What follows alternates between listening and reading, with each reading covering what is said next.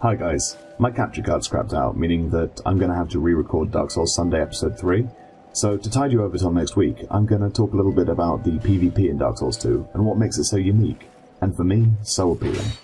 PvP in Dark Souls 2 is a complicated affair, made busier by the inclusion of new covenants, a cryptic summoning system, and myriad variations on gear and terminology, which makes the game, and the community, a law unto itself. In this video, I'll be showcasing the core invasion mechanic and explaining how the covenants work and interact with each other from a gameplay perspective, without looking too deeply into the lore surrounding each one. Anyone who played Dark Souls 1 will be familiar with the invasion mechanic, by which a player can go into the world of another player and attempt to murder them for in-game rewards, which used to come in the form of souls and humanity. Back in the day, the vast majority of invaders would belong to a covenant called the Dark Wraiths, but now we have the Brotherhood of Blood, located in the undead Purgatory, who are far easier to join than their predecessors and have a few new perks.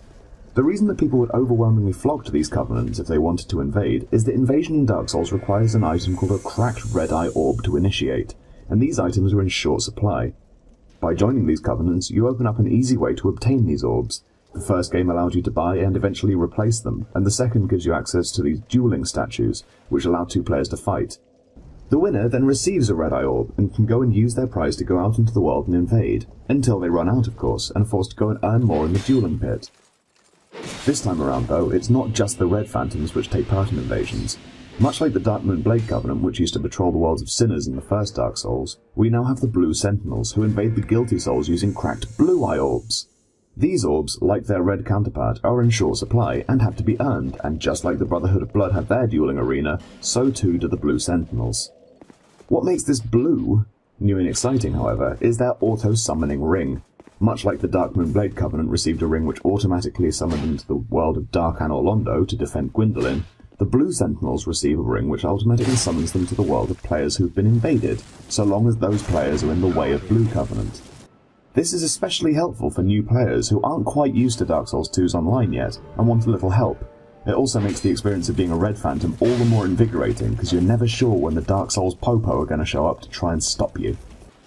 Because of these two warring factions, the PvP in Dark Souls 2 seems a lot more frantic, and indeed a lot more awesome than it was in Dark Souls 1, and the addition of dedicated servers means that latency is no longer a crippling blight on an otherwise perfect system, and these factions are in no way the be-all and end-all of PvP in Dark Souls 2, but that's a video for another day. Anyway, thanks for watching guys, I hope that you enjoyed this brief introduction to PvP. My name's Toby, and if you like, then why not leave a comment, subscribe, like, and check us out on twitter.com/thekillerbits and Facebook at facebook.com/thekillerbits. I promise I'll be back next week. Cheers!